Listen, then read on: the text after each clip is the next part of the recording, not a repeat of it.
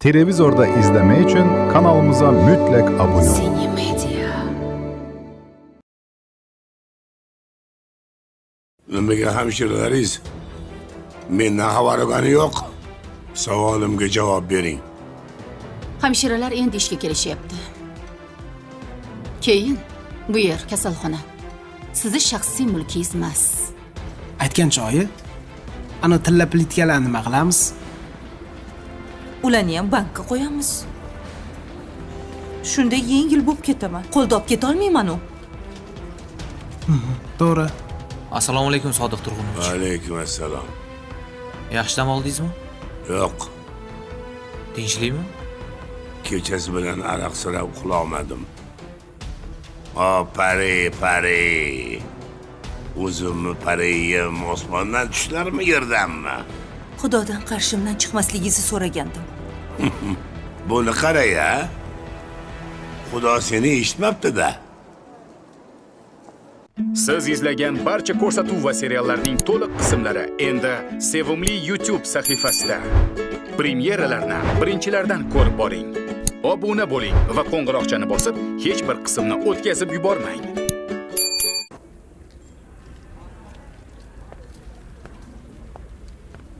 Assalomu alaykum. Nima bo'ldi? Bankda mazalar qochdi. Yurak xuruji. Kimdir asabiga qattiqroq tekkan bo'lsa kerak-da. Sevgan xotinlari. Bor budini shilib ketdi. Nima? Nazokatmi? Ha, o'sha. Boy uni o'zidan ham ko'p yaxshi ko'radi. Seyfdagi pullarni ko'rsatibdi. Yaramas xotin. Haqiqiy pullarini olib, soxtasini qo'yib ketgan. Qachon bo'ldi bu voqea? Kecha. Undan oldin bo'lgan hech kim bilmaydi.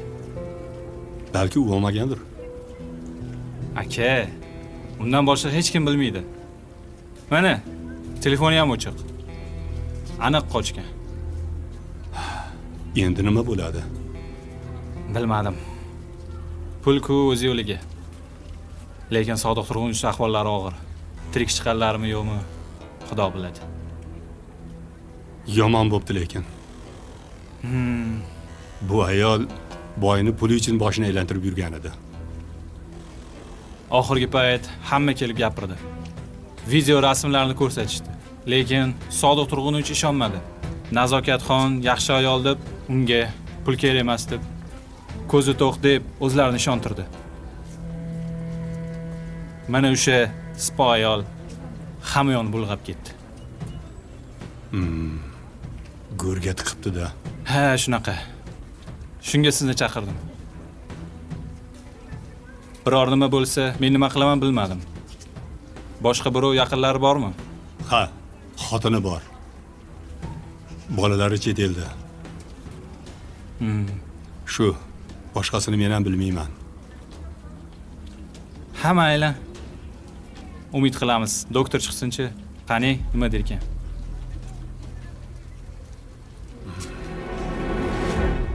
Og'zingga qarab gapir. Isboting bormi?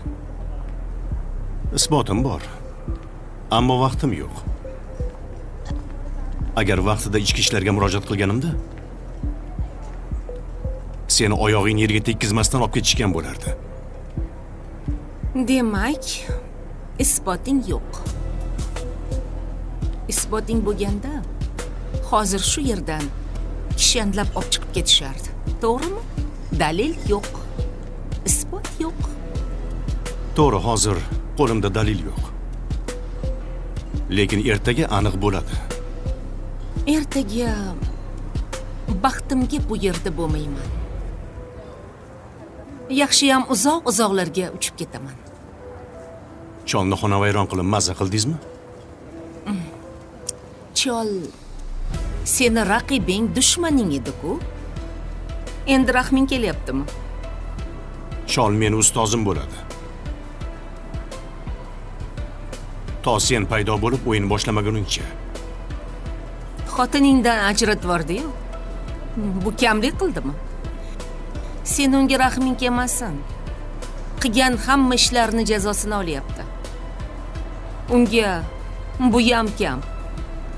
Ko'r namak. Nima jazosini sen berasanmi? Kimsan o'zi uni jazolaydigan? Meni senlama. Uzr. Jinoyatchi o'g'irlarni sizlolmayman. Bu yerda korchaloli qilguncha borib xotiningga yalinib yarashib ol. Yana shartta boshqa erkakni bo'yniga osilib olmasin, rosa usta ekan. Maraz, og'zingga qarab gapir. Haqorat qilma. Statya bor.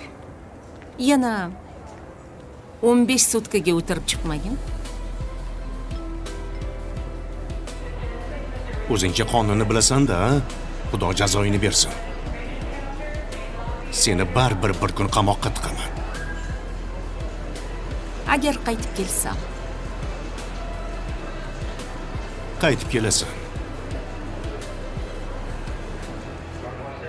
Nazokatxon, vaqt bo'ldi. Ketamizmi? albatta. Xayr. Marhamat.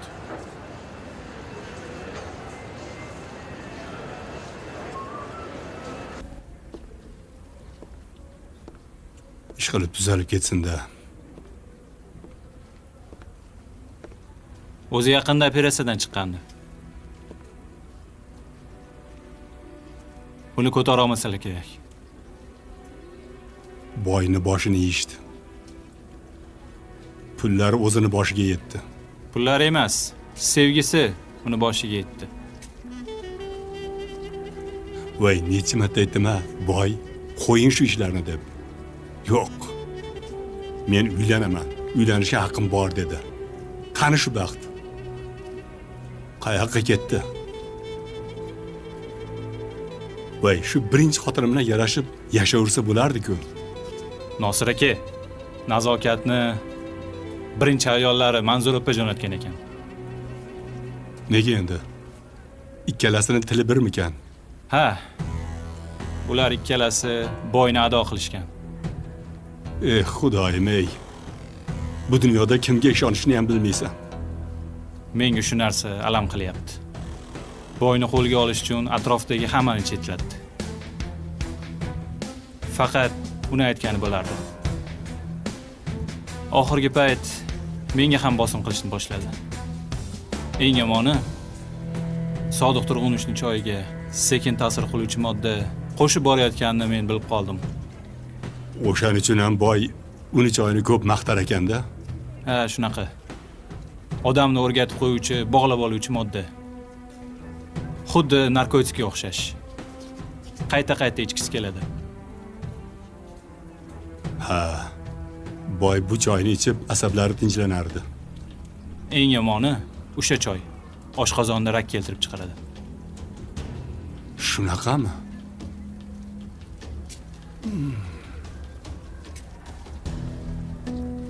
O'ploqlar, marazlar, hammasi bu pul uchun. Ha, shunaqa. O'laksalar, quzg'unlar.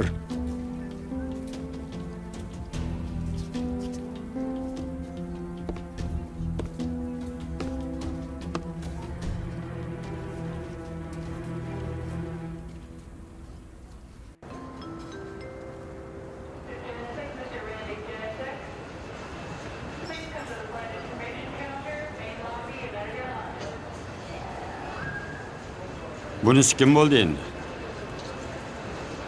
Yana bitta sho'ri qurg'urdirda. O'lja bo'lsa kerak. Aytdim-u, qo'limiz Dostlar, video burada dayandı. Çünkü siz hele kanalımıza abone olmamsınız. Kanalımıza abone olan kimi video yeniden devam edecek. Növbəti hissəni izlemek için kanalımıza abone olun. bizdan ishlasa kelmaydi dedim. Yana suvdan quruq chiqdimi? O'z haq-huquqlarini biladigan o'g'rivachcha. Essiz. Aka, men bu ishni shundoq qo'ymayman. Bu ayolning ustidan ariza berib, jinoiy ish qo'zg'ataman. Hamma qilgan marazliklarni bo'yniga qo'yamiz. Nima bunga shahar bedarvozami? Nimani xohlasa shuni qiladigan. Eng yomonini aytaymi? Xo'sh, Bu hamma ishni qonuniy bajaradi. Orqasini shunaqa tozalab ketadi, dalil isbot topa olmaysiz. Men o'zim ham alamusta rosa harakat qilganman. Ammo udasidan chiqa olmadim. Aniq bilaman. Seyfni tekshirib barmoq izlarini izlasa, buni barmoq izi chiqmaydi. topamiz. Men o'zim shu ishga kirishaman. Bolalari o'z tilidan ilinadi. Bollari? Ular gapiga kim ishonardi? Ikkita tekinxo'r, telbayu, onasini puliga yashab yurgan tekinxo'rlar. Ana o'shalar onasini sotadi. Mana ko'rasiz. Unda ishga kirishaylik. Ketdik.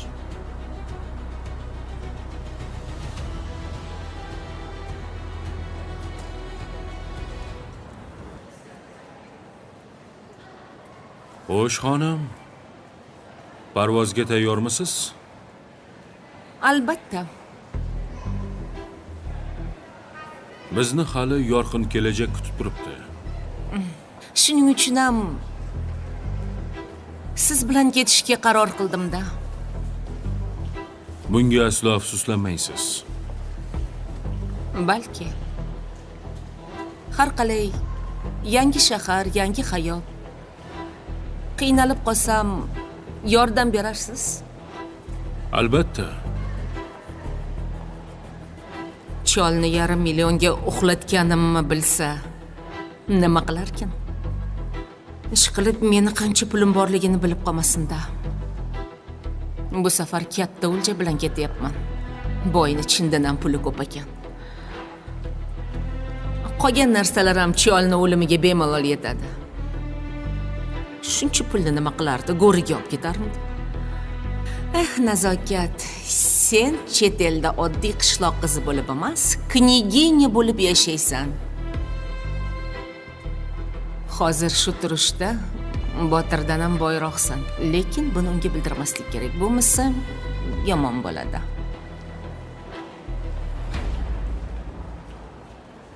Men qo'limni yuvib kelay, sumkamga qarab turing. Xo'p bo'ladi.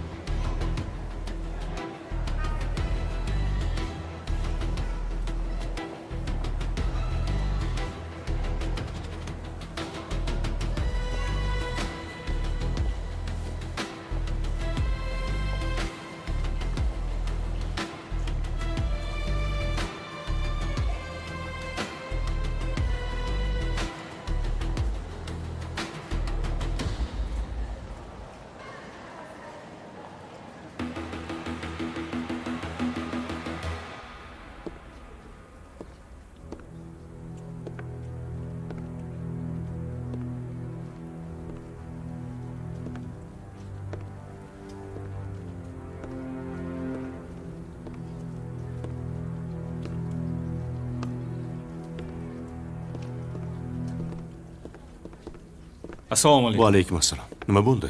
Topdinglarmi? Topdik. Ammo ushlab qolishning imkoni bo'lmadi. U bizni ustimizdan kulib, ko'z o'ngimizda samolyotga chiqib ketdi. Qayerga ketdi? Shuni bila olmadik. Endi nima bo'ladi? Bu ayol keltirgan ziyonlarni hisobi yetmayapti. G'aybulla aka qanilar? Ichki ishlarga ariza bilan murojaat qilgan ketdilar. Xalqaro qidiruv orqali topsa bo'lar ekan. Muhimi uni o'g'riligi, firibgarligi isbotlansa bo'ldi. Unda men ham ariza beraman. Ekspertiza xodimlarini Sodiq Turg'unovichning uylariga yuboraman. Kameralarni ochittiraman. Bitta bo'lsa ham dalil topamiz. Yaxshi. Mayli bo'lmasa meni ozroq qiladigan ishlarim bor. O'sha ishlarimni bitirib, Sodiq Turg'unovich o'ziga kelganda kelaman. Kelishdik. Charchamang.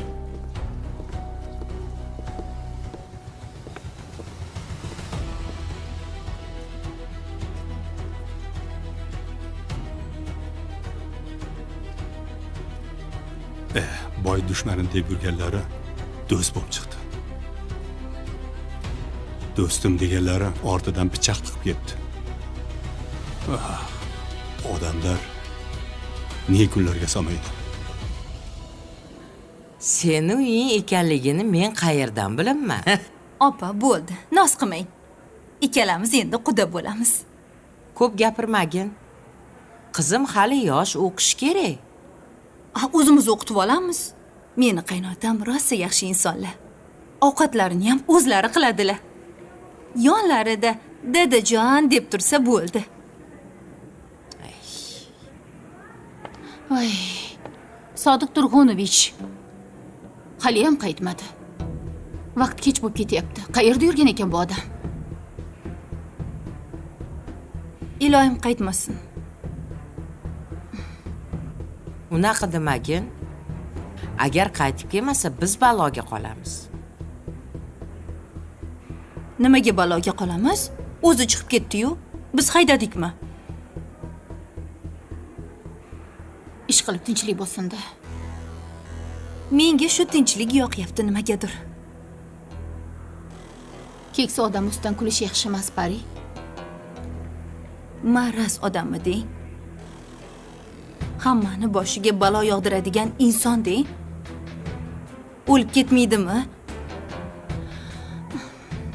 Dunyo bitta marazdan qutuladi. Pari, bo'ldi qil.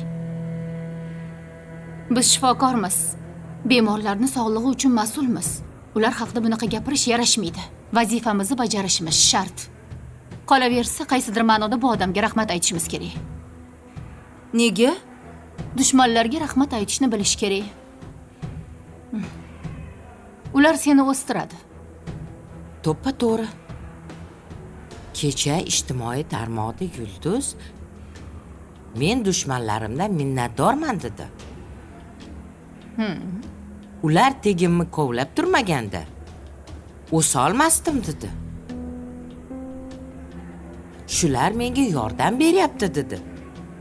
Pari, sen ham bu odamdan qaysidir ham tarafdan minnatdor bo'lishing kerak.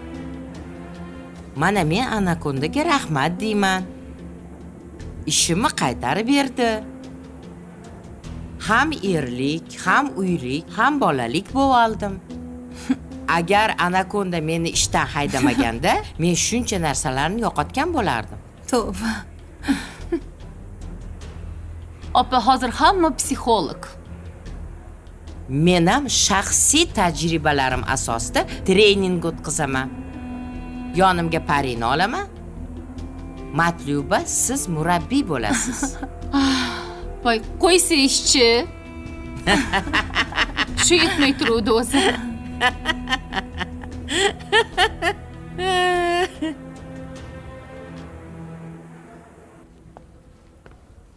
Kechirasiz, Dodani yaqinlarimisiz? Ha. Ahvollari yaxshimi? Yurak xuruji. Gapiryaptilarmi? Hushsiz yotgan taqdirda ham pullarim deyapti. Dodani pullari ko'pmi deyman? Ha, o'sha pullarni olib ketishgandan keyin boy mana shu ahvolga tushib qoldi. Pul miyalarga o'rnashib qopti-da. Ha, pul degan bo'lsa, demak, tildan qolmabdi. Avval ham yurak xurujini boshdan kechirganmilar? Ha, oldin insult bo'lganlar. Keyin oyoqqa turib ketganlar. Ketib qolarmikinlar deb o'ylagandim. Jonlari qattiq ekan. Yuraklari ishlab ketdi. Xudoga shukr. Rahmat sizga. Mayli, nazoratda bo'laylik. Xo'p, sizga rahmat. Xo'p. Dostlar, video burada dayandı. Çünkü siz hele kanalımıza abone olmamısınız. Kanalımıza abone olan kimi video yeniden devam edecek. Növbəti hissəni izlemek için kanalımıza abone olun.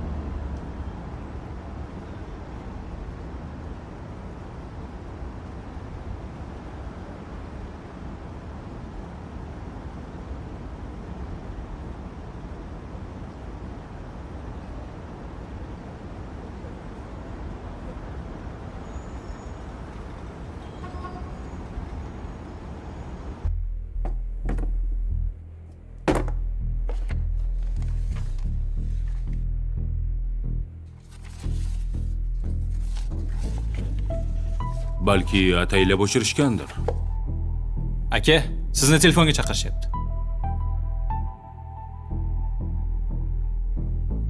Eshitaman. Aka, yaxshimisiz? Assalomu alaykum. Assalomu alaykum. Menda gumonlanuvchi shaxs bor edi. Xo'sh, eshitaman. Menimcha u Cholni xotini. Xo'sh, kim ekan? Nazokat Botirovna degan ayol. Bu ayol avvalan firibgarlikda ayblanib qamalgan. Keyin Cholni boshini aylantirib, bor butun ishilib ketdi. Qayerga ketgan bo'lishi mumkin? Xabaringiz yo'qmi? Uni bugun aeroportda ko'rdim. Qochib ketdi. Qo'limda isbot dalil bo'lmagani uchun ushlolmay qoldim. Lekin qayerga qochganini bilolmay qoldim. Buni aniqlashtirish oson. Ism familiyasi orqali 2 daqiqada topib olsa bo'ladi. Yashash manzilini bilasizmi? Ha, bilaman. Bolalari ham o'sha yerda. Agar hozir vaqtida borib, olib chiqilinmasa, bolalari ham qochib ketishi mumkin. Mayli. Menga manzilni bersangiz, odam jo'nataman. Ha, men ham Sodiq Turg'unichning uyiga yaqinlashib qoldim. Xohlasangiz birga borib kelamiz, vaqtingiz bo'lsa. Yaxshi bo'lardi. Kutaman. Aha. Xo'p. Bo'pti.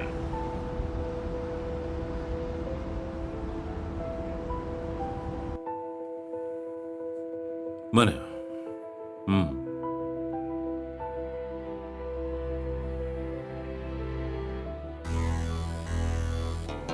Pullarim. Tillalarim. Banu. Banu tillalarim. Tillalarim Banu. Boy.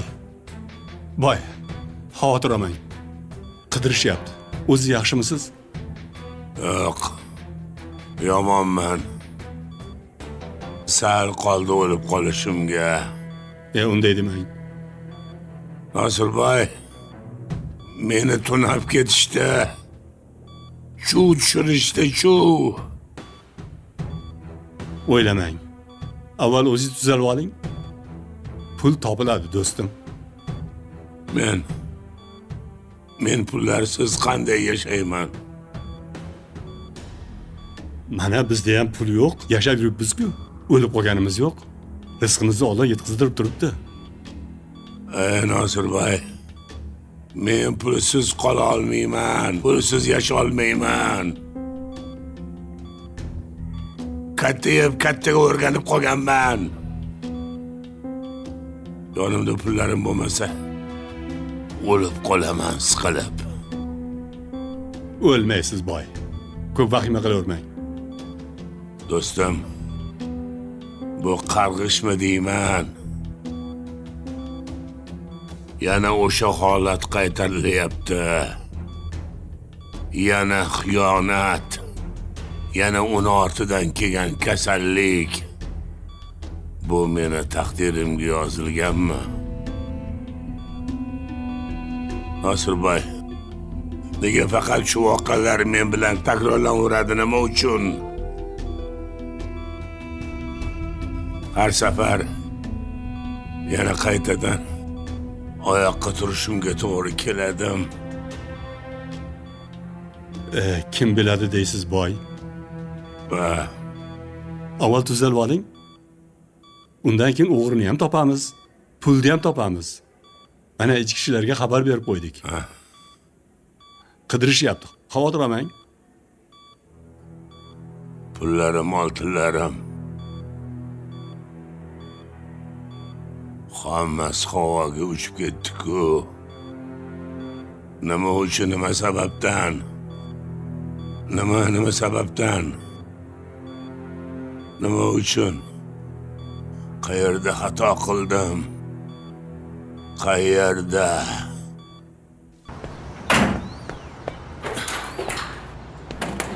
Oching eshikni. Oching.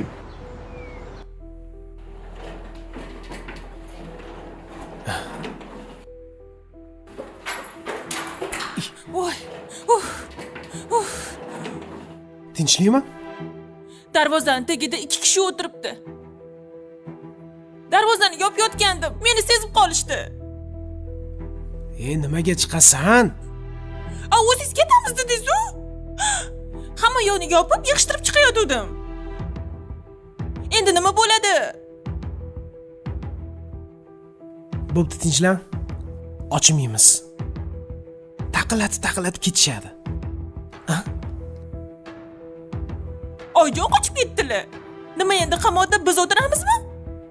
O'chir ovozingni. Baqiravermagin jim.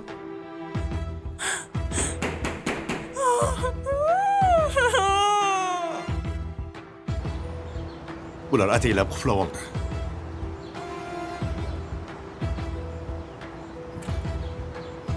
Eshikni ochinglar. Foydasi yo'q. Ichki ishlardanmiz. Foydasi yo'q, qulflab oldi.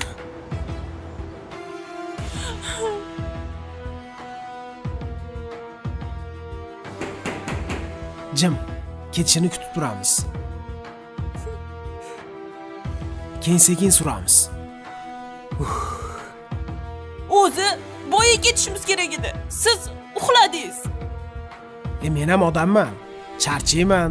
Uxladim-da shunga.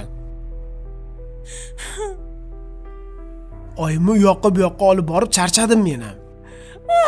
Endi nima bo'ladi? Kutamiz, bo'ldi. Men bir qaraychi. Qarang.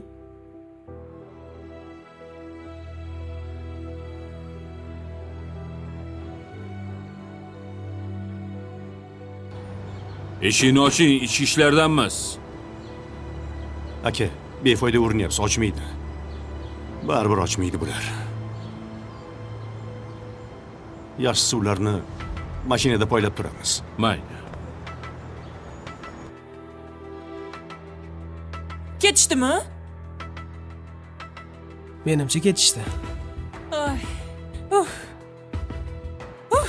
Bo'ldi, endi biz ham qochaylik tezroq. Yuring. Hovliqma. Sal nari ketsin. Keyin ketamiz. To'g'ri. Yana qaytib kelib qolishmasin-a? Bo'pti, sumkalarni pastga olib tushiraylik. Ketamiz. Yuring. Sekin. Chiq, ketdik. Oldiga tush. Shoshib qolmayapsizlarmi?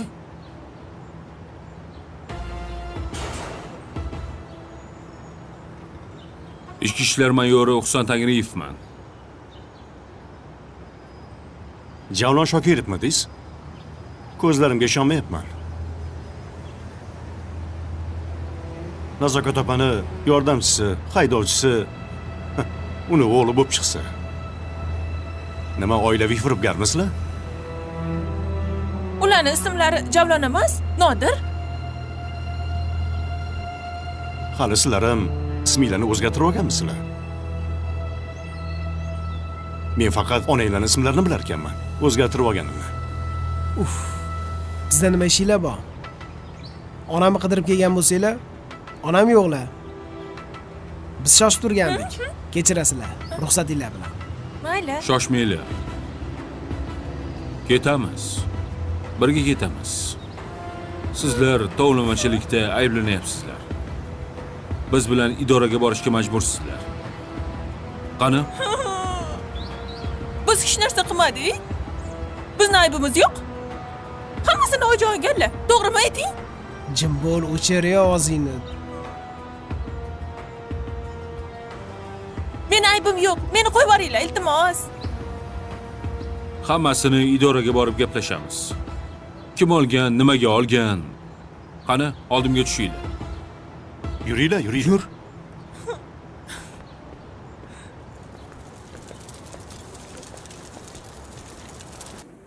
Do'dan yuraklari xuruj qilib qoldi. Hozir shoshilinch tibbiy markazdalar. Bugun ertalabdan asabiylashayotgandilar. Nima bo'ldi o'zi? Kimdir Do'dani pullarini uxlatib ketgan. Bu odamni puli tugamaydi deb eshitgandim. Opa, katta pul yo'qolgan. Juda katta pul. Uncha-munchaga yuraklarni oldirmasdilar. Topilib qolar. Topiladi. Ichki ishlar shug'ullanyapti. Nima qilay? Narsalarni yig'ib beraymi? Mayli endi. Bu yerga qaytmasalar kerak. qaytmaganlari ma'qul. O'sha yerda kompleks muolaja olishlari kerak. Men o'zim kerakli dorilarni yozib beraman. Shunda Dodada yuqumli kasallik bormi? Siz bilmasmidingiz? Oytisga chalinganlar. Yo'q-e. Meni xabarim bo'lmagan. Orttirilgan immunitet tanqisligi. Qo'rqmang, bu kasallik havodan, idishdan yuqmaydi. Faqat qon va muloqot orqali yuqishi mumkin. Hozir bundan ham xavfli viruslar chiqib ketgan. Agar juda ham yuqumli bo'lganida, biz bu yerda ishlamasdik. 20 yildan beri kasallarni davolaymiz. Xudoga shukr. Biron ziyon yetgani yo'q. O'zim ham aytdim, nega Doda hech tuzalmayaptilar deb. Immunitetlar tushib ketgan ekanda. Shunaqa. Lekin doim o'zlariga qarab davolanib yuradilar. Bo'lmasa allaqachon o'lib ketgan bo'lardilar. Bo'lmasa siz yo'lakda kutib tursangiz, hamshiralarga aytaman. Narsalarni yig'ishtirishadi, olib chiqib berishadi. Xo'p bo'ladi.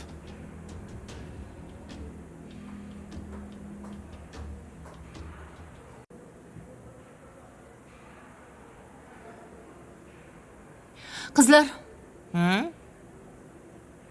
Sodiq Turg'un ish narsalarini yig'ishtirib beringlar. Nimaga? O'ldimi? Ay, yuragi xuruj qilib qopti. Boshqa kasalxonaga yotqizishibdi. Voy rostdan. Nimaga? Kimdir pullarni o'g'irlab ketganmish. Voy tavba. Ana bo'lmasa, Kim olgan ekan, opa? Bilmadim. Sodiqboyni ham tunasharkan-ku, a? Sodiqboy hammani tunab yurardi. Shunaqa, zo'rdan zo'ri chiqibdi. Ana endi o'lishi aniq. Pari, borib ko'rib kelasanmi, hol ahvol so'rab? Opa.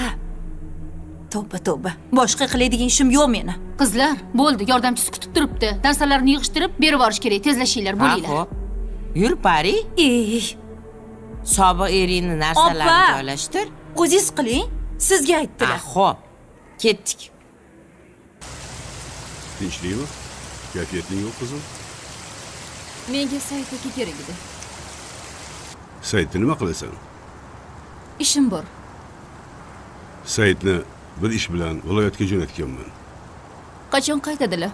Bugun emas, ertaga qaytadi. Nikohga yetib keladi. Men ham shu haqida gapirmoqchi edim. Dildora, bu mavzu muhokama qilinmaydi. Sen uyga bor. Ishlaringni qil.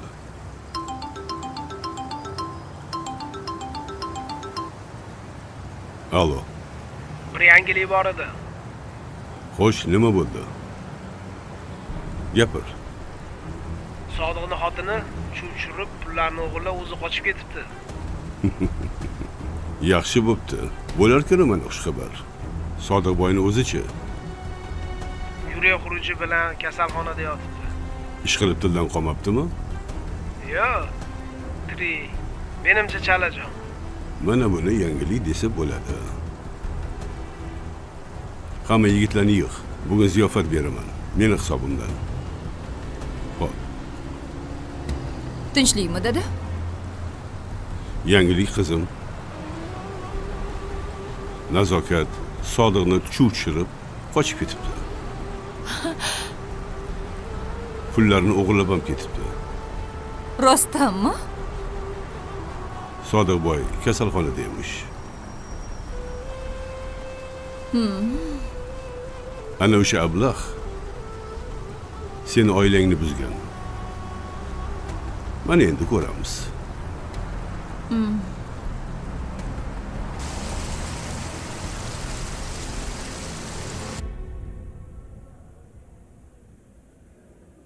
Xo'sh, bir boshdan gapiring. Sodiqboyni qayerdan taniysiz? Men uni kompaniyasida ozgina shunchaki ishlaganman xolos. Kim bo'lib? Haydovchi bo'lib. Yolg'on gapirmayapsizmi? Yo'q. Nimaga yolg'on gapiraman?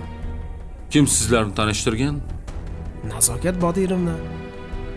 Nimaga bizni chalg'itmoqchi bo'lyapsan? Malika Shakirovnaning ismi. Shunaqami?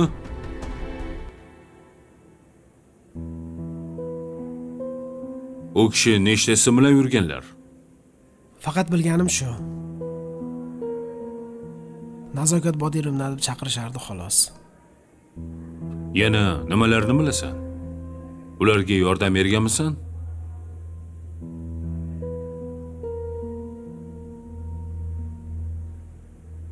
Qayerga bekitdilaring pullarni?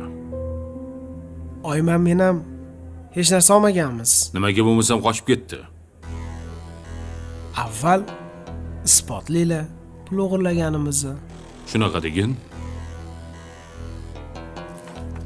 Mana bu seyfdan topilgan pullar.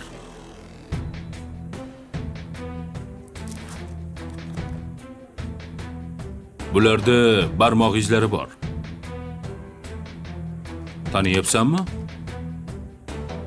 Bu yerdan Nazokat Botirovna va seni ham barmoq izlaring chiqdi.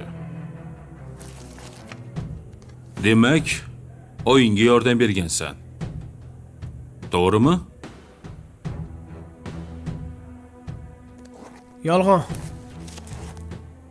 Bularning hammasi tuhmat. Barmoq izlari qolgan deyapman senga. Biz faqat fakt bilan ish qilamiz. Sen o'yinga jinoiy sherik bo'lgansan. Men hech narsa bilmadim. Xabarim yo'q. Xo'sh. Endi to'g'risini ayt. Haqiqiy pullarni qayerga qo'ygansan? Dostlar, video burada dayandı. Çünkü siz hele kanalımıza abone olmamışsınız. Kanalımıza abone olan kimi video yeniden devam edecek. Növbəti hissəni izləmək için kanalımıza abone olun. Sizlar. Menga qara. Men senga yordam beraman. Yosh ekansan, o'zingni qiynama. Sen ham menga yordam bersang, shunda jazoing yengillashadi. Qayerga qo'ygansizlar pullarni?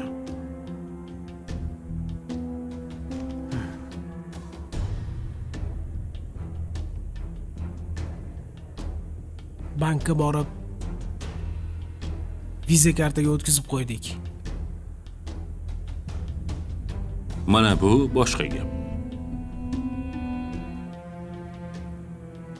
Nargiz opa. Dugonangiz boyi pulni olib qochib ketibdi. Voy. Nazokatmi? Ha? Chol o'lay deb yotganmish. Voy, oldingi yerlarni ham uyda haydagan bu. Bunisidan ham qochibdi-da. Ha, usta ekan. Hamma bilardi shu makkor ayolligini. Bitta chol bilmadi xolos. Nazokatni endi tuta olishmaydi. Tutishadi opa. Cholni shunaqa dushmani ham, do'stlari ham ko'p. O'shalar tutib olib kelib beradi, ko'rasiz. Qancha pulni uxlatibdi? Bilmayman. Yaramas, yeb to'ymas. Marazni bizni oilani buzib ketgani qoldi. Hammasiga o'sha ayol aybdor. Mayli, o'zingiz ishingiz nima bo'ldi? Said aka yo'q, viloyatga ketibdilar. Nikoh nima bo'ladi endi bo'lmasa? Bilmadim opa. O'ylagan sarim yuragim orqaga tortib ketyapti. Mayli, o'ylamang, hammasi yaxshi bo'ladi. Menimcha u mendan ataylab qochib yuribdi, aynib qolmasin deb. Mayli, siz siqilmang. Sizga siqilish mumkin emas hozir. Uyga boraylik. Qochib ketibdimi? Eringiz bilan suhbat o'tkazdik. Endi siz bilan kelishib olaylik. Bilasiz, yolg'on gapirganlik uchun qonun oldida javobgarlikka tortilasiz. Ha, bilaman. Xo'sh, Sodiq boyni qayerdan taniysiz? Men-chi? Ularni uylarda ozgina ishlaganman. Kim bo'lib? Oddiy xizmatchi. Kim sizlarni tanishtirgan? Oyjon. Oyjoningizni ismlari nima? Nazokat opa. Siz ham aldashga urinyapsiz, a? Sizni ogohlantirdim. Yo'q. Haqiqiy ism familiyalar nima? Malika. Meni ojon o'zlari olib borganlar. Men ishlamayman desam ham qo'ymadilar. Majburlab ishlatdilar. Oyijoningizni nechta ismlari bor? Oyjonning ismlari-chi, rosa ko'p. Har yangi erga tegganlarida o'zgartiraveradilar. Umida Hasanova, Malika Shokirovna, Nazokat Botirovna. Keyin undan oldingilarini bilmayman, esimda yo'q. Xo'sh, yana nimalarni bilasiz? Iltimos, meni qamab qo'ymanglar. Agar rostini gapirsangiz qamamaymiz. Bo'ldi, menchi hamma bilganlarimni sizga aytib beraman. Oyjonchi o'zi har doim boy erlarga tegib, ularni pullarini shilib yuradilar. Uyini, keyin mashinalarini ham o'zlarining nomlariga o'tkazib olganlar. Ularni bitta emas, rosa ko'p mashinalari bor. Keyin o'sha pullarga mazza qilib yashaydilar. Keyin bizni ham pul topsin deb o'sha erlarning uyiga joylashtirib qo'yadilar ishga. Xo'sh, keyinchi? O'sha pullar qayerda turadi? U pullarni qayerda turishini menga aytishmaydi-da. Pullarni-chi faqat o'zlari hal qiladilar. Hattoki o'zlarining o'g'illariga ham yetmaydilar. Shunaqa. Tushunarli. Yaxshi.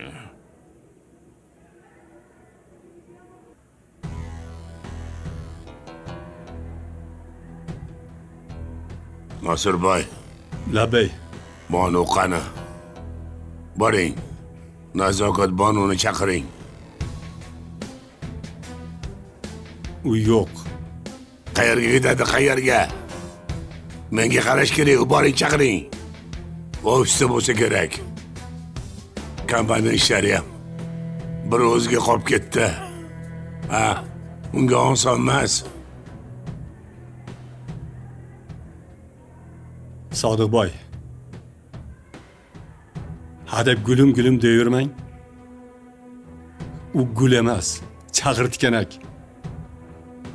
Sizni pullaringizni o'sha o'g'irlab qochgan.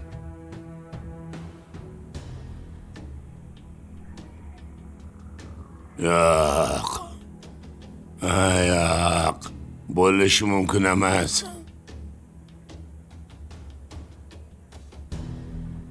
Bu yolg'on bu. Buni Afzal yoqqa parvoz qilgan. Nazokat bo'yiga atayin to'g'achyapti. Men buni aniq bilaman. Voy, boy. Sizni ko'zlaringiz ko'r bo'lib qopti. Do'sti dushmanni ajrata olmasdan qopsiz. Voy. Ular uyingizda shuncha pul borligini qayerdan biladi? Sepda pul borligini o'zingiz bilan nazokat bilardi xolos.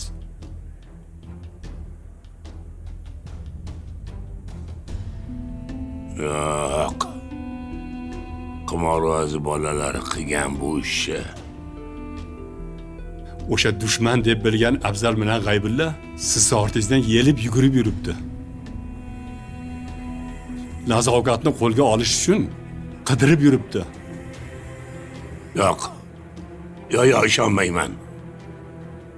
Voy, boy. Agar ishonmayotgan bo'lsangiz, ichki ishlar xodimlari kelib sizga tushuntirib qo'yishadi. Yo siz aqldan ozgansiz, yoki ateş shunaqa tutyapsiz o'zingizni. Bo'ldi, endi o'zingizga keling-da axir. U ayolning yolg'onchiligini tan olishingiz kerak. Voy, boy, o'sha siz dengiz deb o'ylaganingiz aslida sarob. Yaxshi ayol emas. Yo'q. Nahotki meni nazokat aldagan bo'lsa,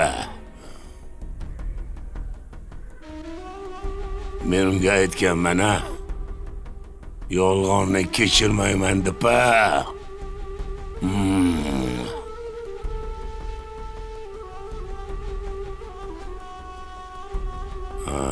Nazokat.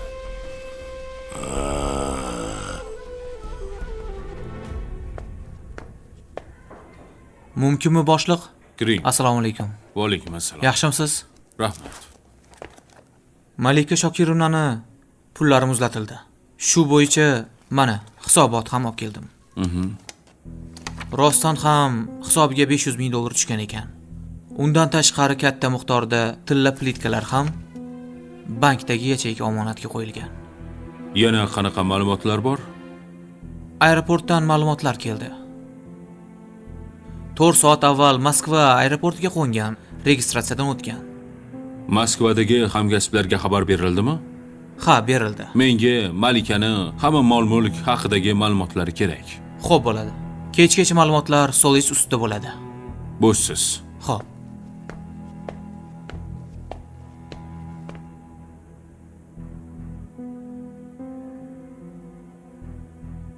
Bu ayol katta pulni o'mardim deb o'ylagan.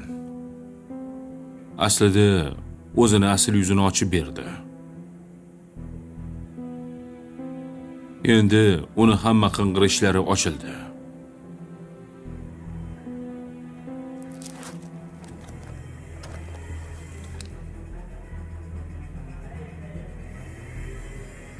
Xo'sh, ko'raylik-chi.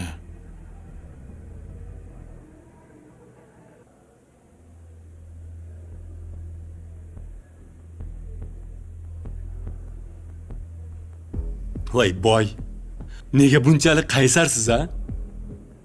Nega odamning gapiga quloq solmaysiz? Bilasizmi, Nasurboy? Men bir umr yolg'iz qolishdan qo'rqqanman.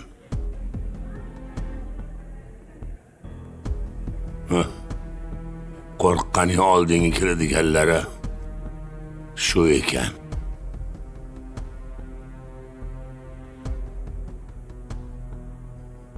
Nazokat ham meni tashlab ketdi. Boyim, mehribonim desa erib ketibman. Mana endi hech narsasiz qoldingiz. O'lganim yaxshi edi. Menga har xil psixotrop moddalar qo'shib berardi. O'zim boshqara olmay qo'yganman. Bilgan paytimda allaqachon kech bo'lgandi. Shuning uchun mana hammasini to'la to'kis yozdim. Ano yangi xotini bor, o'sha bor budini shilib qochib ketibdi. Yaqin orada o'lib qolsa ham kerak. Hech ham tuzukroq er uchramayapti. Oxir dadamga yo'q dedingiz-ku? Endi dadangiz o'zlariga mos onaxonmi birortasini topsinlar. O'zicha bizga do'q qilib ketgandi. Bugun bo'lsa, erini hamma pulini olib qochib ketibdi. Menda ham qalb bor, ko'ngil bor. Dadamga o'ylab ko'rdim. Endi kech. Men saytga laf siqib qo'ydim.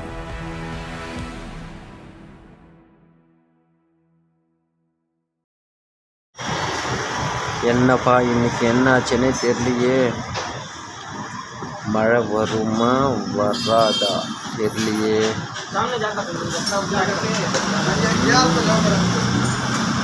காலையிலேருந்து மழை வர மாதிரியே இருக்குது, ஆனால் மழை வரல. தூறல் போடுது, ஆனால் மழை வரல. ஆனால் தூறல் பார்த்தாலே பயமாக இருக்குது. ஒரு 5-6 தூறல் விழுது, அவ்வளோ ஸ்டாப் ஆகுது. இதோ பை படம் பார்க்குற மாதிரி இருட்டாக இருக்கும், அந்த மாதிரி இருட்டாக ஆகிடுச்சுங்க. காலையில் நல்லா வெயில் வந்துச்சு, அதுக்கப்புறம் ஃபுல்லாக இருட்டாக ஆகிடுச்சு. என்ன பண்ணுறதுன்னு ஒன்றும் புரியல. கிளைமேட்டு மாறுன்னு பார்க்குறேன், கிளைமேட்டு மாறாத போலியே.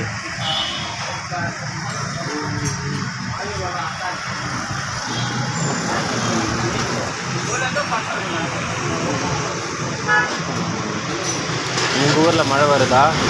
யாராச்சும் சொல்லுங்கள், யார் யார் ஊரில் மழை வருதுன்னு பார்ப்போம். இப்போதைக்கு இங்கே மழை வர மாதிரி தெரியலை.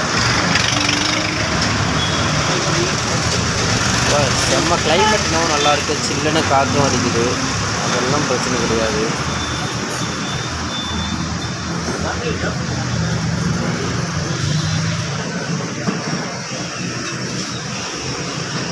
டைமில் ஒரு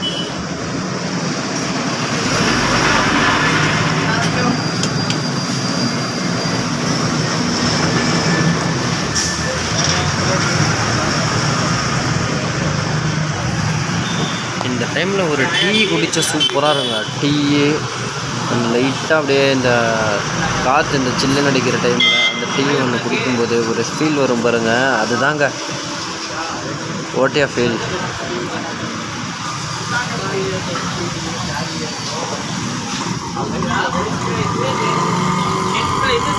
சரி ஓகே, இதை கூட இந்த டைமில் இன்றைக்கி இன்னொன்று என்ன நடந்துச்சுன்னா, நான் ஆன்லைனில் அமேசானில் வந்து ஒரு புக்கு ஒன்று ஆர்டர் போட்டிருந்தேங்க, லா ஆஃப் க்ரைம்னு சொல்லிட்டு. அந்த புக்கும் நமக்கு வந்து இன்றைக்கி டெலிவரி ஆகிடுச்சு. அந்த புக்கும் கொஞ்சம் பார்க்கலாம் வாங்க. நேரம் வந்து ஒரு வழியாக ரோட்டெல்லாம் ஈரம் ஆகிடுச்சுப்பா.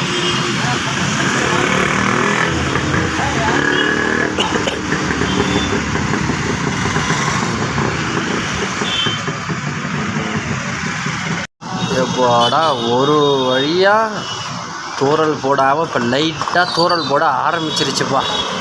இப்போ தான் தூறல் போட ஆரம்பித்து அந்த தூறல் வந்தும் அது ஒரு மழையாக யாருமே கண்டுக்கலை. அவங்க நார்மலாக நடந்து போகிறாங்க, வராங்க, மொபைல் யூஸ் பண்ணுறாங்க, வண்டியில் போகிறாங்க. காரங்களா காய்ஸ் நீங்களே யாருமே கண்டுக்கலை அந்த மழை வர்றது. ஆனால் உங்களுக்கு கிளியரிட்டி தெரியுதுன்னு தெரியல. ஆனால் மழை வந்து ஃபுல்லாக வரல, பனி பேஞ்சு அப்படி இருக்கும் அந்த மாதிரி வந்து பேஞ்சிட்டு இருக்கு. இது மழையா என்னன்னு சொல்கிறது நம்ம. இப்போ தான் கொஞ்சம் ஸ்பீட் ஆகுது, பட் இதுவே கண்டினியூஸ் ஆகிடுச்சுன்னா மழை ரன் ஆகிடும். வந்துருச்சு, ஸ்பீடாக வந்துருச்சு, மழை அதிகமாக தான் வந்துட்டுருக்கு. இப்போ எல்லாருமே ஒருத்தராக கிளம்ப ஆரம்பிச்சிட்டாங்க. இப்போ ஒருத்தராக கிளம்புறாங்க. இப்போ ஏதோ ஒரு நிழலில் போய் நிற்கணும். இப்போ வெயில் வந்தாலும் நிழலில் ஓடுறாங்க, மழை வந்தாலும் கொடை பிடிச்சி கொடைக்கு ஓடுறாங்க. ஆக மொத்தம் ஜனங்க நடு ரோட்டில் நிற்கிறது ரொம்ப கஷ்டமாக இருக்குப்பா.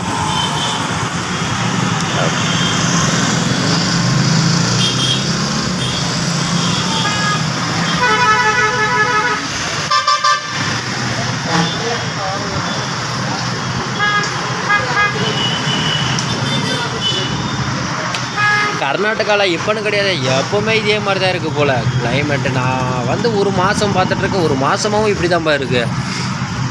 மழை வருமாமா, நின்றுமாமா, திருப்பி வெயில் வருமாமா, அதுக்கு கொஞ்சம் நேரம் கழிச்சு மறுபடியும் அப்படியே கொஞ்சமாக மேகமூட்டமாக இருக்கும், திருப்பி மழை வர ஸ்டார்ட் ஆகும். இப்போ இது தலைக்கு எண்ணெய் வச்ச எல்லாருக்கும் எப்படி இருக்கும், அந்த மாதிரி லைட்டாக தலைமலை லைட்டாக மழை குரல் மாதிரி இருக்கும்.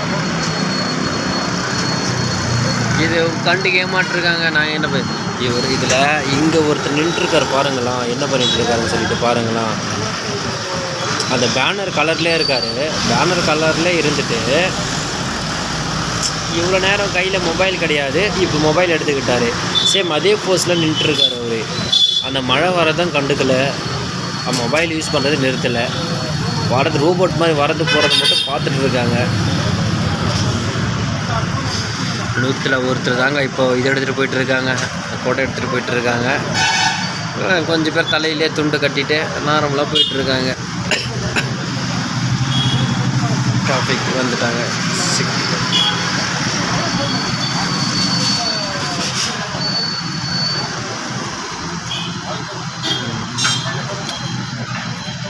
வெயில் காலத்தில் மழை வருது, ரொம்ப கொடுமையான விஷயம் அது. ஆனால் பிஸ்னஸ் பண்ணுறவங்களாம் என்ன பண்ணுவாங்க பாவம் அவங்கெல்லாம். இப்போ நாங்கள்லாம் பிஸ்னஸ் பண்ணுறோம், ஆனால் பிஸ்னஸ் பண்ணும்போது இந்தளவுக்கு வந்து மழை வந்துகிட்டே இருந்துச்சுன்னா நாங்கள் எப்படி தான் பிஸ்னஸ் பண்ணுறது. நாங்கள் பண்ணுற வெயில் காலத்தில் 5 மாதம் 4 மாதம் பண்ணுறோங்க. ஜனவரியில் அப்படியே கொஞ்சம் போக பிப்ரவரியில் ஆரம்பிக்குது. பிப்ரவரி, மார்ச், ஏப்ரல், மே, ஜூனு இந்த 5 மாதம் தான் நாங்கள் பிஸ்னஸே பண்ணுறோம். இந்த 5 மாதத்துலேயே இப்படி மழை வந்து ஸ்டாப் பண்ணிட்டா நாங்கள் என்ன பண்ணுறது? அடுத்த 6 மாதத்துக்கு ரெண்ட்டு எப்படி நாங்கள் பே பண்ணுவோம்? இது மன உளைச்சல் ரொம்ப பிஸ்னஸ் பண்ணுறவங்களுக்கெல்லாம். ஒரே பிஸ்னஸை சார்ந்து இருக்கிறவங்க என்ன ஆகும் நீங்களே நினச்சி பாருங்களா.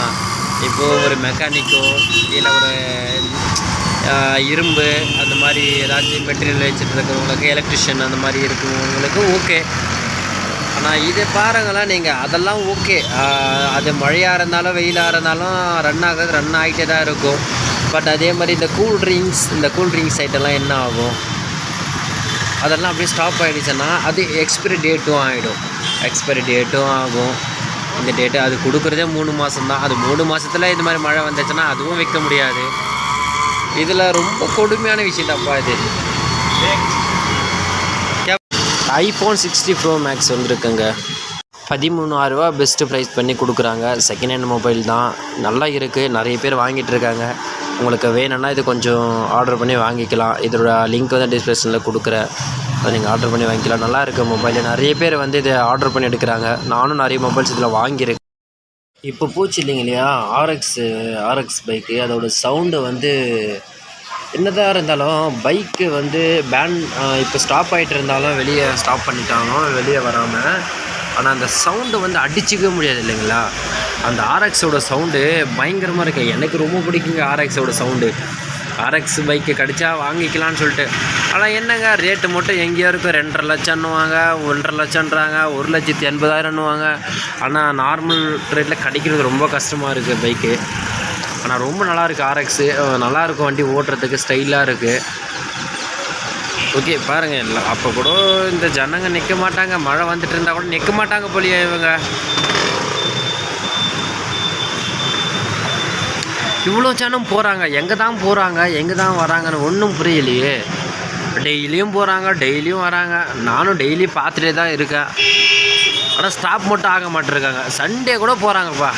கவர்மெண்ட் வேலையில் இருக்கிறவங்க லீவ் போட்டுறாங்க, இருந்தாலும் நடந்து போயிட்டே இருக்காங்க, வர்றாங்க, காரில் போகிறாங்க, பஸ்ஸில் போகிறாங்க, எல்லாத்துலையும் போயிட்டே இருக்காங்க. இவங்கெல்லாம் எப்போ ஸ்டாப் ஆவாங்க ஒன்றும் புரியல. இங்கே வந்து ஒரு லைட்டாக மழை வந்துட்டுருக்கு. எனக்கே குளிர் வந்துருச்சு. ஒருத்தர் குளிர் வந்துருச்சு. தலைக்கு துண்டை கட்டுன்ற மாதிரி பாட்டிலுக்கு 10 ரூபா அன்ற மாதிரி தலைக்கு துண்டை கட்டுன்ற மாதிரி கட்டிட்டு போயிட்டு இருக்காங்க.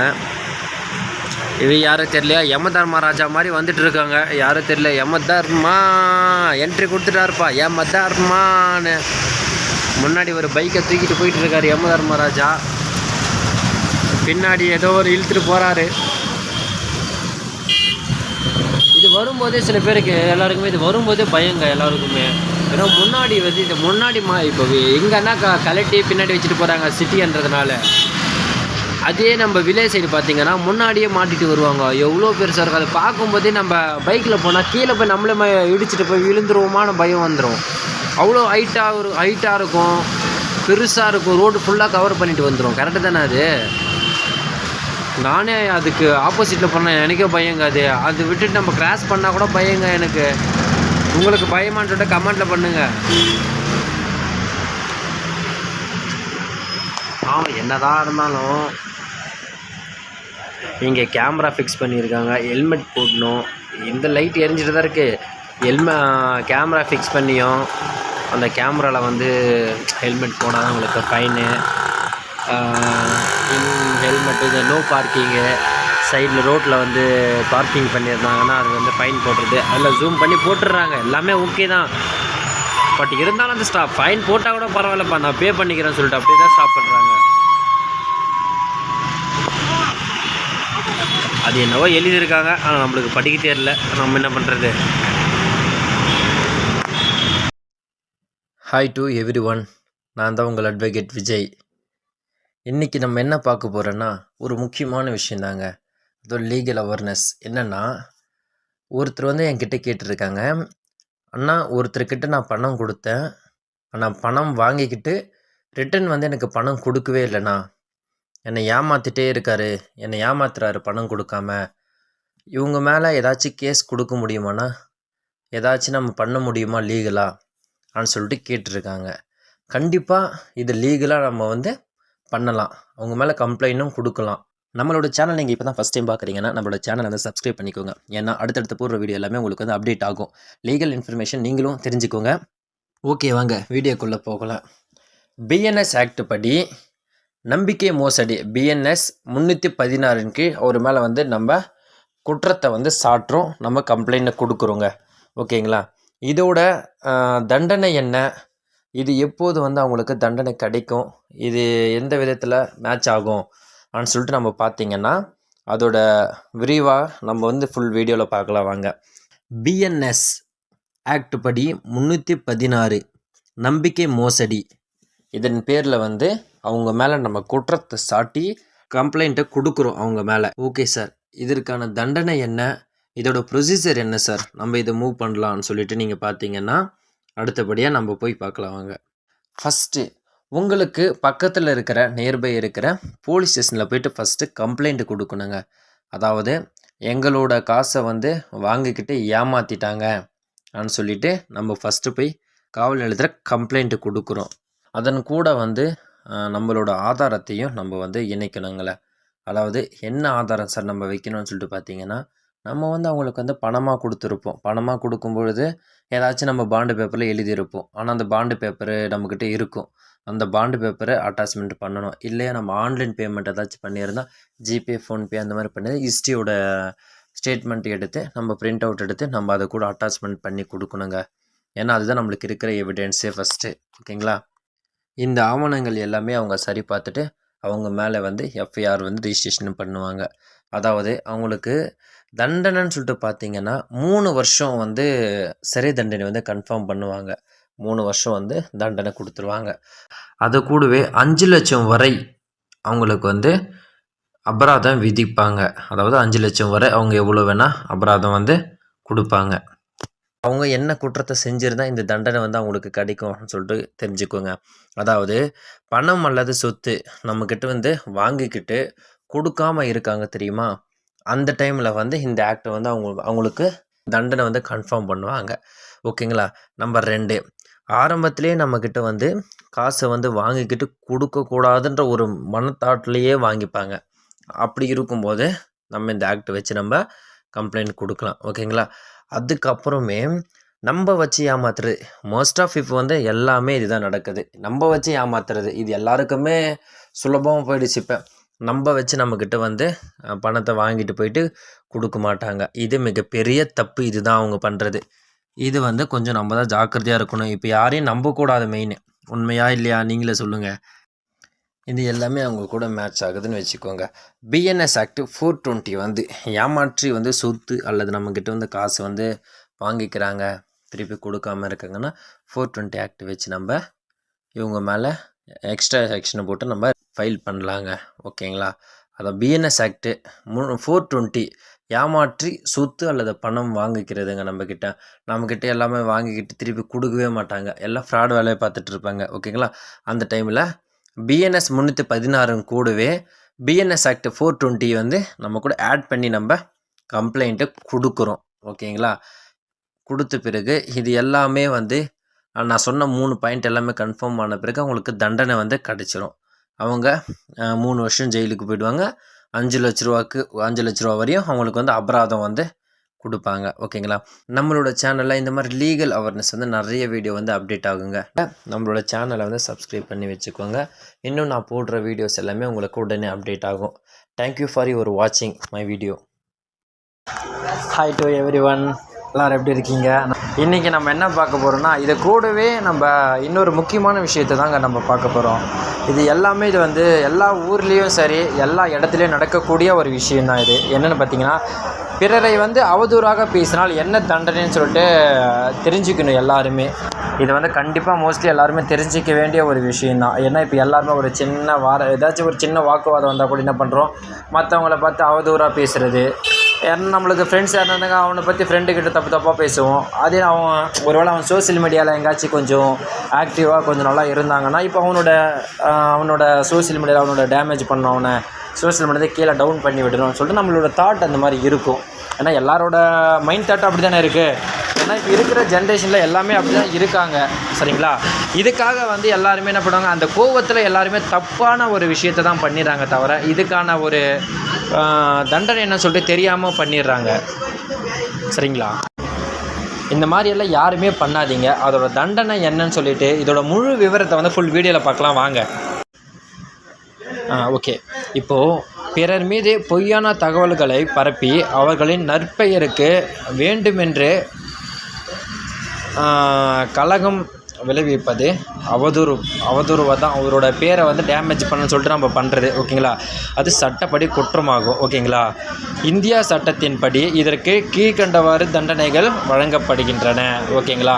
இதுக்கான தண்டனை என்னன்னு சொல்லிட்டு உங்களுக்கு வந்து கிளியராக எக்ஸ்பிளைன் பண்ணுற வாங்க. அதாவது ஃபஸ்ட்டு என்ன பண்ணால் குற்றவியல் சட்டங்க. குற்றவியல் சட்டம்னா சில பேருக்கு தெரியும், சில பேருக்கு தெரியாது ஓகேங்களா. ஃபுல்லாக நம்மளோட வீடியோ ஃபுல்லாக பாருங்கள், எல்லாமே உங்களுக்கு வந்து தெரியும் ஓகேங்களா. ஃபஸ்ட்டு இதுக்கான தண்டனை என்னன்னு சொல்லிட்டு முதல்ல பார்க்கலாம் வாங்க. இதுக்கான தண்டனை வந்து குற்றவாளிக்கு வந்து மேபி 2 ஆண்டுகள் வரை வந்து சிறை தண்டனை வந்து கன்ஃபார்ம் கொடுப்பாங்க ஓகேங்களா. அல்லது அவங்களுக்கு வந்து இது கொடுத்துருவாங்க, அபராதம் வந்து விதிப்பாங்க. இல்லை அவர் வந்து மன உளைச்சலுக்கு ரொம்ப ஆளாயிருந்தாங்கன்னா ஒரு இதோட கேஸ் வந்து டீப்பாக கொண்டு போகிறாருன்னா அந்த டைமில் வந்து அவங்களுக்கு 2மே வந்து கொடுக்கவும் வாய்ப்பு இருக்குது ஓகேங்களா. அவங்களுக்கு சிறை தண்டனையும் மற்றும் அவர் கூட அபராதமும் கண்டிப்பாக வந்து விதிப்பாங்க ஓகேங்களா. ஓகே சார், இது எல்லாமே சொல்கிறீங்க, இது என்ன செக்ஷனு, என்ன செக்ஷன் சட்டப்பிரிவு கீழே வருது சார், அது நீங்கள் இன்னும் சொல்லவே இல்லையா சார் நீங்கள் என்கிட்ட சொல்லிட்டு கேட்பீங்க ஓகேங்களா. கேட்குறத விட கொஞ்சம் பேர் நினச்சிப்பாங்க ஓகேங்களா, இது என்ன செக்ஷன் சொல்லிட்டு தெரியாமலே இருப்பீங்க. ஓகே, அதோட சட்டப்பிரிவு என்னன்னு சொல்லிட்டு பார்க்கலாம் வாங்க. இதோட சட்டப்பிரிவு பார்த்தீங்கன்னா பழைய இந்திய தண்டனை சட்டம் வந்து ஐபிசியில் வந்து கொடுத்துருப்பாங்க ஓகேவா. ஐபிசி பிரிவு 499 மற்றும் 500 கீழ் வந்து இது வந்து இதுக்கு முன்னாடி வந்து பழைய இந்திய பேனல் கோடில் வந்து கொடுத்துருப்பாங்க ஓகேங்களா. இப்போ புதுசாக வந்து இப்போ மாற்றிருக்காங்க இல்லையா, பிஎன்எஸ் செக்ஷனாக மாற்றிருக்கும் போது பிஎன்எஸ் பிரிவு 356 கீழ் வழக்கு தொடர முடியும் ஓகேங்களா. அதோட நம்மளை வந்து அவதூறாக பேசுகிறாங்க, நம்மளை பற்றி வந்து அவதூறாக 4 பேர்கிட்ட பரப்புறது இருந்துச்சுன்னா இப்போ இருக்கிறதுல வந்து பிஎன்எஸ் செக்ஷன் வந்து 356 வழக்கு வந்து தொடரலாம் நம்ம ஓகேங்களா. ஓகேங்க, இது வந்து சார் இது வந்து கிரிமினல் சார்ந்த வழக்கா இல்லாத சிவில் சார்ந்த வழக்கான்னு சொல்லிட்டு கொஞ்சம் பேருக்கு வந்து டவுட்டாக இருக்கும்.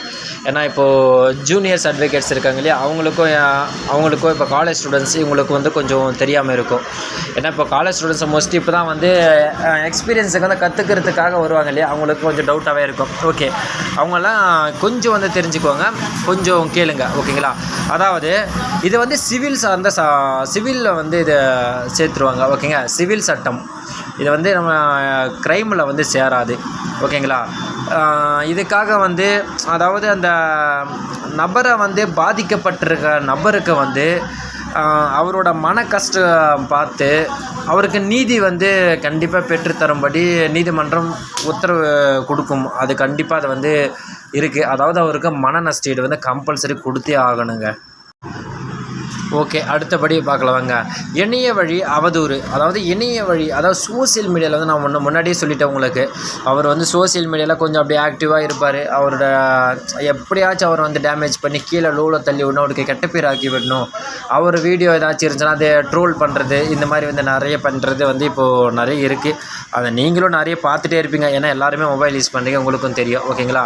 ஆன்லைன் சோசியல் மீடியா ஓகேங்களா, ஆன்லைன் சோசியல் மீடியாவில் வந்து டேமேஜ் பண்ணுறது அதிகம் ஓகேங்களா.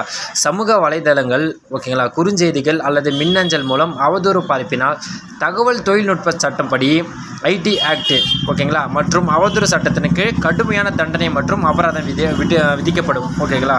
அதாவது இணைய வழி வந்து அவங்களுக்கு வந்து ஏதாச்சும் நம்ம அவங்களுக்கு இதுக்கு தொல்லை கொடுக்கறது இருந்துச்சுன்னா கண்டிப்பாக இதுக்கு வந்து கடுமையான தண்டனை வந்து விதிக்கப்படுவாங்க. ஏன்னா சோசியல் மீடியா வந்து சின்ன பசங்கள்லேருந்து பெரிய பசங்க வரை எல்லாருமே வந்து யூஸ் பண்ணுறவங்க, சின்னவங்கலேருந்து பெரியவங்க வரையும் மொபைல் யூஸ் பண்ணுற ஒரு பழக்கம் இருக்குது எல்லாருக்குமே. ஸோ எல்லாருக்குமே வந்து தெரியும் ஓகேங்களா. அதுக்காக வந்து இதுக்கு கடுமையான அவர் நல்லது செஞ்சுருக்காரா கெட்ட செஞ்சுருக்கா எதுவுமே தெரியாமல் அவரை நம்ம வந்து டேமேஜ் பண்ணுறது ஒரு நோக்கத்தில் வச்சு நம்ம அவதூறு பரப்பி விட்டுருவோம். அதுக்காக கண்டிப்பாக வந்து அது தப்பாக இருந்தால் கண்டிப்பாக வந்து நடவடிக்கை ரொம்ப மோசமாக இருக்கும் ஓகேங்களா. இத்தகைய பிரச்சனைகளை எதிர்கொள்ளும் போது தகுதியான வழக்கறிஞரை அணுகி சட்டப்பூர்வமாக மன நஷ்டீடு வழக்கு வந்து கண்டிப்பாக போடணுங்க ஓகேங்களா. ஏன்னா நம்மளை வந்து சோசியல் மீடியாவில் ரொம்ப டேமேஜ் பண்ணிட்டாங்கன்னா அந்த இடத்துல வந்து மன நஷ்டீடு வழக்கு வந்து கண்டிப்பாக நம்ம தொடரலாம். அப்படி நம்ம தொடரும் போது கண்டிப்பாக இது வந்து பாசிபிள் ஆகும் ஓகேங்களா. ஓகே, தயவு செஞ்சு சொல்கிறேன், யாருமே சரி மற்றவங்கள வந்து அவதூறாக பேசுகிறது வேணாம். ஒருத்தருக்கு ஒருத்தர் சண்டை போடுறீங்களா, டேரெக்டாக நீங்கள் 2 பேர் தான் சண்டை போடுறீங்க, டேரெக்டாக பேசிட்டு விட்டுட்டு போயிடுங்க. ஓகேங்களா? ஏன்னா ஃபஸ்ட்டு வந்து சண்டை போடுறதே தப்பு தான் நம்ம. ஓகேங்களா? எல்லாருமே அவங்களோட குறிக்கோள் வந்து அடுத்தபடி அவங்களோட குறிக்கோள் வந்து ஹையாக இருந்துச்சுன்னா கீழே இருக்கிற விமர்சனங்கள் சரி எல்லாமே வந்து எதுவும் தெரியாது. ஓகேங்களா? நம்மளோட குறிக்கோளை நோக்கி நம்ம போயிட்டே இருப்போம். சின்ன சின்ன அவதூறை பார்த்துட்டு நம்ம இருக்கக்கூடாது. ஓகேங்களா? ஆனால் அதுக்கான பார்க்காம இருந்தால் அவங்க வந்து மோசமாக பண்ணிகிட்டு இருப்பாங்க. நம்ம அதுவும் பார்க்கணுன்றதான் சொல்கிறேன். பட் அதிகமாக மோஸ்ட்லி இதெல்லாம் கொஞ்சம் கண்டுக்காமல் இருங்க. சண்டை போடாதீங்க. மெயினாக யாருக்கும் யாரை வந்து அவதூறாக பேசாதீங்க. அவதூறாக பேசுனீங்கன்னா 2 வருஷம் ஜெயிலு, அபராதம். இது தேவையில்லாத ஒரு விஷயத்து தான் வரும். அதுக்கப்புறம் எல்லாருமே என்ன பண்ணுவாங்க, ஜெயிலுக்கு போயிட்டு வந்தோம் அது இதுவோ பேசுவாங்க. அது நம்மளுக்கு தேவையில்லாத விஷயம் அது. ஓகேங்களா? அதனால் நம்ம கொஞ்சம் கேர்ஃபுல்லாக இருக்கிறது நம்மளுக்கு நல்லது. ஓகேங்களா? Sir okay sir. சார் இப்போது அவதூறு சட்டம், அவதூறு பரப்பினால் வந்து நம்ம மேலே வந்து குற்றமாகன்னு சொல்கிறீங்களே சார், இதே மாதிரி அவதூறு சட்டம் என்றால் என்ன சார் அப்படின்னு சொல்லிட்டு கொஞ்சம் பேர் கேட்கலாம். ஓகேங்களா? அவதூறு சட்டம் என்பது ஒரு சிவில் சட்டம். ஓகேங்களா? அதாவது ஒரு சிவில் வழக்கு அப்படின்னு சொல்லிட்டு நம்ம சொல்லலாம். ஓகேங்க. அவதூறான அறிக்கையை வெளியிட்டவர் சிவில் வழக்கில் பிரதிவாதியே தவிர கிரிமினல் வழக்கில் குற்றம் சாட்டப்பட்டவர் அல்ல. ஓகேங்களா? அவரை வந்து அவர் சோசியல் மீடியாலேயும் சரி அவரை பற்றி அவதூறாக பேசியிருக்காங்கன்னு சொல்லிட்டு நம்ம வந்து அவரை பிரதிவாதியாக தான் நம்ம கேட்குறோமே தவிர அவரை வந்து கிரிமினல் வழக்கில் சாட்டப்பட்டவர் அல்ல. ஓகேவா? ஏன்னா அவர் வந்து கிரிமினல் கிடையாது. ஓகேவா? அவதூறு காரணமாக ஒருவருக்கு சேதம் ஏற்பட்டால் அவர்கள் நீதிமன்றத்தில் வாதியாக வழக்கு தாக்கல் செய்ய வேண்டும். ஓகேங்களா? அது உங்களுக்கு புரியும். ஓகேங்களா? நான் மேலே கொடுத்துருக்கிற வீடியோவில் வந்து நான் உங்களுக்கு சொல்லியிருப்பேன், மன நஷ்டஈடு வந்து கண்டிப்பாக வந்து நம்மளுக்கு வந்து கொடுப்பாங்கன்னு சொல்லிட்டு. சார் மன நஷ்டஈடுக்கு ஏன் சார் நம்ம கொடுக்கணும் அப்படின்னு சொல்லிட்டு நீங்கள் கேட்டிங்கன்னா அதுக்கான விரிவாக்க நான் சொல்கிறேன் பாருங்கள். மன நஷ்ட வழக்கு வந்து ஒரு தனிநபர் அல்லது வந்து நிறுவனம் அல்லது அமைப்பின் நற்பெயர், கௌரவம் அல்லது புகழும் ஆதாரமற்ற அவதூறான கருத்துக்கள் மூலம் கலகம் ஏற்படுத்துவது தான் அவதூறுன்னு சொல்லிட்டு நம்ம சொல்கிறோம். அவதூறு பரப்புகிறாங்கன்னு சொல்லிட்டு. ஓகேங்களா? நம்ம ஒரு ஸ்டேஜில் இருக்கும்போது நம்மளை வந்து அவதூறு இவர் வந்து கெட்டவர்னு சொல்லிட்டு நம்ம 10 பேருக்கிட்ட அட்வர்டைஸ்மெண்ட் கொடுப்போம் தெரியுமா, அதுதான் சொல்கிறது. அப்போ அவங்களுக்கு என்ன ஆகும், அதை பார்க்கும்போது அவருக்கு மன கஷ்டம் ஆகும் கண்டிப்பாக. ஏன்னா ஒரு பேக்ரவுண்டில் இருக்கிறவங்க என்ன ஆகும், நம்மளை பற்றி இப்படி சொல்கிறாங்களே அப்படின்னு சொல்லிட்டு நம்மளுக்கு வந்து ரொம்ப மனசு கஷ்டம் ஆகும். ஓகேங்களா? நெக்ஸ்ட்டு பார்க்கலாம் வாங்க. ஓகே. நெக்ஸ்ட்டு மன நஷ்ட வழக்கின் முக்கிய அம்சங்கள் என்னன்னு சொல்லிட்டு பார்க்கலாம் வாங்க. இதோட பொருள்: தவறான செய்திகளை வாய்மொழியாகவோ அல்லது படம் வீடியோ மூலம் வெளியிடுவது. அதாவது ஒருத்தர் நான் உங்களுக்கு முன்னாடியே சொல்லிட்டேன், ஒருத்தர் ஒரு சோசியல் மீடியாவில் எங்கே இருந்துச்சுன்னா அவரை பற்றி ட்ரோல் பண்ணுறது இதுவே பண்ணிட்டு இருக்கிறதே பெரிய பிரச்சனையாக இருக்கும். ஓகேங்களா? சட்டப்பிரிவு வந்து எல்லாமே இதை நான் உங்களுக்கு முன்னாடி சொல்லிட்டேன். பழைய இந்திய தண்டனை சட்டம் வந்து ஐபிசி பிரிவில் 499 மற்றும் 500 அவதூறு பரப்பது குற்றமாக கருத்தப்படும். ஓகேங்களா? இப்போ புதுசாக இருக்கிறதுல இப்போது மாற்றிருக்க பிஎன்எஸ் செக்ஷன் வந்து மாற்றிருக்காங்க. ஓகேங்களா? இதோட நோக்கம் என்னென்னா பாதிக்கப்பட்டவரின் கௌரவத்தை மீட்டெடுப்பது மற்றும் பக்கம் விளைவித்தவரிடமிருந்து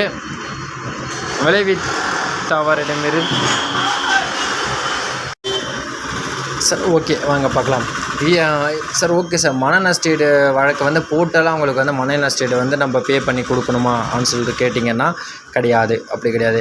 அதுக்கான ஆதாரங்களை வந்து கண்டிப்பாக வந்து ப்ரூவ் பண்ணியே ஆகணும். ஓகேங்களா? அது எந்த வகையில் ப்ரூவ் பண்ணணும்னு சொல்லிட்டு நீங்கள் பார்த்தீங்கன்னா அந்த தகவல் பொய்யானது மற்றும் அதனால் நற்பெயருக்கு பாதிப்பு ஏற்பட்டுள்ளது என்பதை வாதி வந்து நிரூபிக்க வேண்டும். கம்பல்சரி அதை நிரூபித்தா மட்டும்தான் அவருக்கு வந்து கொடுக்குற மாதிரி இருக்கும். வழக்கு தொடர காரணங்கள் எதனால் வந்து வழக்கு தொடர்றாங்கன்னா தெரிஞ்சுக்கோங்க. ஒருவர் மீது தகுந்த ஆதாரமின்றி பாலியல் குற்றச்சாட்டு கூறுவது, சமூக வலைதளங்களில் தவறான தகவல்களை பரப்பி ஒருவரின் நற்பெயரை கெடுப்பது, தொழில் ரீதியாக ஒரு நிறுவனத்தின் நற்பெயருக்கு கெடுதல் ஏற்படுத்துவது, இதெல்லாமே பார்த்திங்கன்னா இந்த மாதிரி ஒரு செயற்கை நம்ம செய்யும்போது அவங்களுக்கு வந்து கொஞ்சம் கஷ்டமாக தான் இருக்கும். அவங்க வந்து கண்டிப்பாக வழக்கு வந்து தொடருவாங்க. ஓகேங்க? எதிர்த்தரப்பு தன் வெளியிட்ட தகவல் உண்மை என்றோ அல்லது பொது நலன் கருதியே வெளியிடப்படுவது என்றோ நிரூபித்தால் அந்த வழக்கு தள்ளுபடி செய்யப்படலாம்.